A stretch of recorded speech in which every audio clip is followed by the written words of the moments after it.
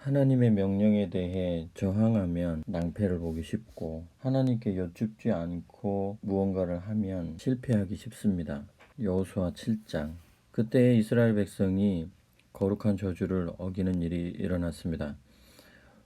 유다 지파 세라의 증손이요 삽디의 손자요 갈미의 아들인 아간이 저주받은 물건 가운데 일부를 취한 것입니다. 하나님께서 이스라엘 백성에게 진노하셨습니다. 여호수아가 여리고에서 베델 동쪽의 베다웬 근처에 있는 아이로 사람들을 보냈습니다.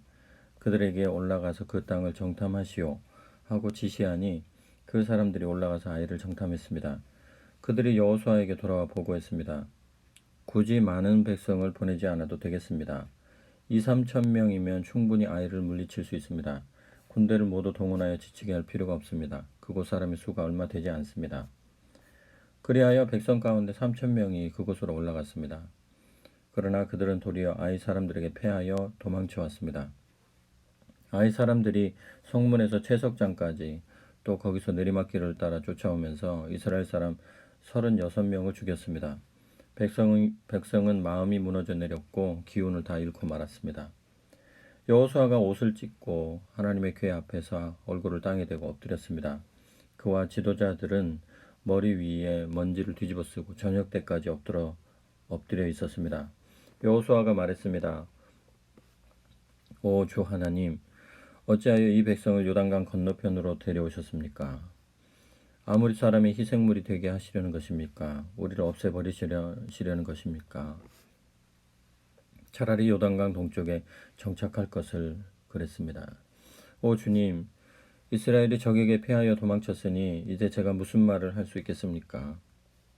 가나안 사람과 이곳에 사는 다른 모든 사람이 이 소식을 들으면 떼를 쥐어 몰려와서 순식간에 우리를 해치울 것입니다. 그렇게 되면 주님의 명성은 어떻게 지키시렵니까? 하나님께서 여호수아에게 말씀하셨습니다. 일어나거라, 어찌하여 엎드려 있느냐? 이스라엘이 죄를 지었다. 그들이 내가 지키라고 명령한 언약을 어기고 내가 금지한 전리품을 취했다.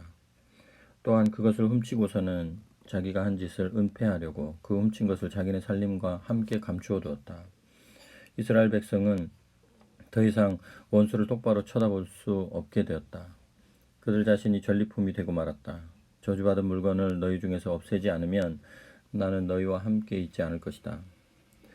어서 시작하여라. 백성을 정결하게 하여라.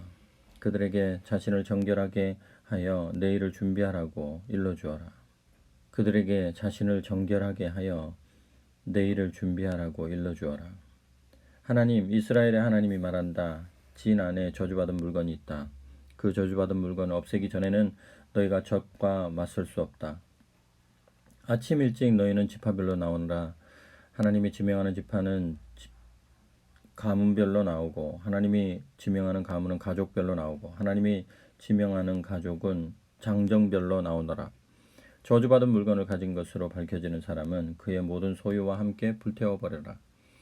그가 하나님의 언약을 어기고 이스라엘 가운데서 비열한 짓을 저질렀기 때문이다.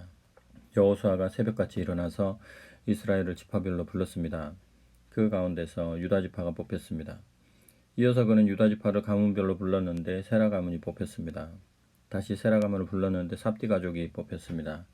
그리고 삽디 가족을 한 사람씩 불렀는데 유다 지파 세라의 증손이요 삽디의 손자이며 갈미의 아들인 아간이 뽑혔습니다. 여호수아가 아간에게 말했습니다. 내 아들아, 하나님 이스라엘의 하나님께 영광을 돌려라. 그분께 자백해라. 내가 한 일을 내게 말하여라. 하나도 숨기지 마라. 아간이 여호수아에게 대답했습니다. 사실 제가 하나님 이스라엘의 하나님께 죄를 지었습니다. 전리품 중에서 신할의 아름다운 겉옷 한 벌과 은 200세겔 그리고 50세겔 되는 금덩이가 보이기에 탐이 나서 취했습니다. 제 장막 안에 묻어두었는데 은은 맨 밑에 두었습니다. 여호수아가 사람들을 보냈습니다. 그들이 장막으로 달려가 보니 과연 장막 안에 그 물건들이 묻혀 있었고 은이 맨 밑에 있었습니다.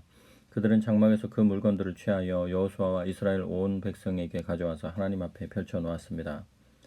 여호수아가 세라의 아들 아간을 잡고 그 은과 겉옷과 금덩이, 그의 아들 딸들, 그의 소와 나귀와 양, 장막 등 그와 관계된 모든 것을 취했습니다. 온 이스라엘이 그 자리에 함께 있었습니다. 온 이스라엘 백성이 함께 그것들을 이끌고 아골 골짜기로 갔습니다. 여호수아가 말했습니다. 어찌하여 네가 우리를 괴롭게 하였느냐? 하나님께서 오늘 너를 괴롭게 하실 것이다. 그러자 온 이스라엘이 그를 돌로 쳐서 죽였습니다. 그를 불태우고 돌로 친 것입니다. 그들은 그 위에 큰 돌무더기를 쌓았는데 그것이 오늘까지 그대로 남아 있습니다. 그제야 하나님께서 맹렬한 진노를 거두셨습니다. 그래서 오늘까지 그곳을 괴로움의 골짜기라고 부릅니다. 이스라엘이 아간의 죄를 깨끗이 제거하자 하나님은 다시 아이성을 공격하라고 지시하셨고 이번에는 승리했습니다. 우리도 우리의 죄를 제거할 때 승리하는 삶을 살 수 있을 것입니다. 여호수아 8장. 하나님께서 여호수아에게 말씀하셨습니다. 겁내지 마라. 머뭇거리지도 마라. 너의 모든 군사를 이끌고 다시 아이로 가거라. 내가 아이 왕과 그 백성과 성읍과 땅을 다 너에게 넘겨주었다. 여리고와 그 왕에게 한 것처럼 아이와 그 왕에게도 행하여라. 이번에는 재물과 가축을 너희 마음껏 전리품으로 취해도 좋다. 성 뒤쪽에 군사들을 매복시켜라. 여호수아와 모든 군사들이 아이로 행군할 준비를 마쳤습니다. 여호수아는 강하고 노련한 군사 3만 명을 뽑아 밤중에 그들을 보내며 지시했습니다. 잘 들어라. 성 뒤쪽에 매복하되 최대한 바짝 접근하여라. 깨어있으라. 나와 내 군대는 성 정면으로 다가갈 것이다. 그들이 전처럼 우리를 맞서러 나오면 우리는 돌아서서 도망칠 것이다. 그들은 성을 남겨두고 우리를 뒤쫓아올 것이다. 우리가 멀찍이 달아나면 그들은 지난번처럼 저들이 도망친다 하고 말할 것이다. 너희는 이곳을 신호삼아 매복지에서 뛰쳐나와 성을 점령하여라. 하나님 너희 하나님께서 그 성을 손쉽게 너희에게 넘겨주실 것이다. 일단 성을 차지하고 나서는 불살라버려라. 하나님께서 말씀하시니 너희는 그 말씀대로 행하여라. 시작하여라. 내가 너희에게 명령을 내렸다. 여호수아가 그들을 보냈습니다. 그들은 아이 서쪽 베델과 아이 사이에 매복하고 기다렸습니다.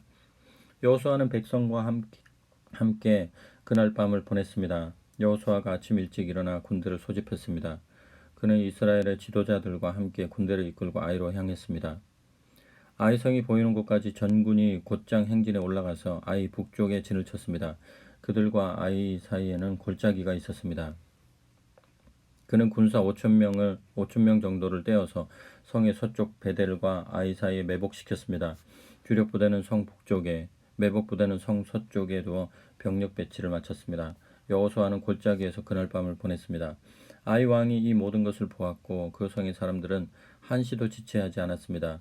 왕은 이스라엘과 맞서 싸우려고 아라바로 가는 길목 벌판으로 군대를 거느리고 새벽같이 나왔습니다. 성 뒤쪽에 자신들을 칠 매복 부대가 있다는 것을 왕은 알지 못했습니다. 여호수아와 온 이스라엘 군대는 쫓기는 척하며 광야 쪽으로 도망쳤습니다. 성 안에 있던 사람들 모두가 명령대로 그들의 뒤를 쫓았습니다. 그들은 여호수아를 쫓아 성을 멀리 벗어나 버렸습니다. 이스라엘을 쫓지 않고 아이나 베델에 남아있는 사람은 한 명도 없었습니다. 그들이 이스라엘을 뒤쫓는 동안 성은 무방비 상태로 비어 있었습니다. 그때 하나님께서 여호수아에게 말씀하셨습니다. 내 손에 든 단창을 아이를 향해 뻗어라. 내가 그 성을 너에게 넘겨주겠다. 여호수아는 손에 든 단창을 아이를 향해 뻗었습니다. 그것을 신호로 해서 매복해 있던 군사들이 뛰쳐나와 성으로 달려가서 성을 점령하고 재빨리 불을 질렀습니다. 아이 사람들이 뒤를 돌아보니 성에서 연기가 치솟고 있었습니다. 그들은 자신들이 벗어날 수 없는 덫에 걸렸음을 알았습니다. 광야 쪽으로 도망치던 이스라엘 군대가 뒤로 돌아섰습니다. 매복 부대가 성을 점령하여 성에서 연기가 치솟는 것을 보고는 여호수아와 온 이스라엘이 돌아서서 아이 사람들을 공격했습니다. 그때 매복 군사들도 성에서 쏟아져 나왔습니다. 양쪽에 이스라엘 사람들을 두고 사이에 아이 사람들이 낀 형국이었습니다. 어마어마한 사륙이 벌어졌습니다. 아이 왕 외에는 단 한 사람도 살아남지 못했습니다. 그들은 왕을 생포하여 여호수아에게 데려갔습니다.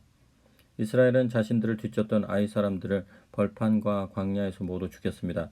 이스라엘 사람들은 전투를 마치고 아이로 돌아와 성을 완전히 폐허로 만들었습니다. 그날 죽은 사람은 남녀 합해서 12,000명으로 아이 사람 전부였습니다. 아이와 그 모든 백성에 대한 거룩한 진멸이 마무리될 때까지 여호수아는 단창을 뻗어 같은 손을 내리지 않았습니다. 이스라엘은 그 성에 남아있는 가축과 전리품을 취했습니다. 하나님께서 여호수아에게 지시하신 대로 행한 것입니다. 여호수아는 아이를 잿더미로 만들었습니다. 영원히 아무것도 없는 무더기요 존재하지 않는 곳으로 만들어버린 것입니다. 그곳은 오늘까지 그대로 남아 있습니다. 여호수아는 아이 왕을 나무에 매달았습니다. 저녁 무렵 해가 지자 여호수아는 시체를 나무에서 내리라고 명령했습니다. 사람들은 시체를 성 입구에 버리고 그 위에 돌무더기를 높이 쌓았습니다. 그곳도 오늘까지 그대로 남아 있습니다. 이 일 후에 여호수아가 에발산에서 이스라엘의 하나님께 제단을 쌓았습니다. 그는 하나님의 종 모세가 이스라엘 백성에게 내린 지시를 따라 모세의 계시의 책에 기록된 대로 제단을 쌓았습니다. 쇠 연장으로 깎거나 다듬지 않은 돌로 쌓은 제단이었습니다. 그들은 그 위에 번제와 화목제를 하나님께 드렸습니다. 또한 여호수아는 이스라엘 백성이 지켜보는 앞에서 모세의 계시를 돌에 새겨 넣었습니다. 온 이스라엘이 외국인과 본국인 할 것 없이 장로와 관리, 재판관들과 함께 하나님의 언약궤를 맨 레위 제사장들을 사이에 두고 마주하여 궤 양편에 섰습니다. 전에 하나님의 종 모세가 명령한 대로 이스라엘 백성을 축복하기 위해 백성의 절반은 그리심산을 등지고 서고 절반은 에발산을 등지고 섰습니다. 그 후에 여호수아는 계시에 기록된 모든 것, 축복과 저주, 계시의 책에 있는 모든 말씀을 낭독했습니다. 모세가 명령한 모든 것 가운데서 여호수아가 온 회중에게 낭독해 주지 않은 말씀은 하나도 없었습니다.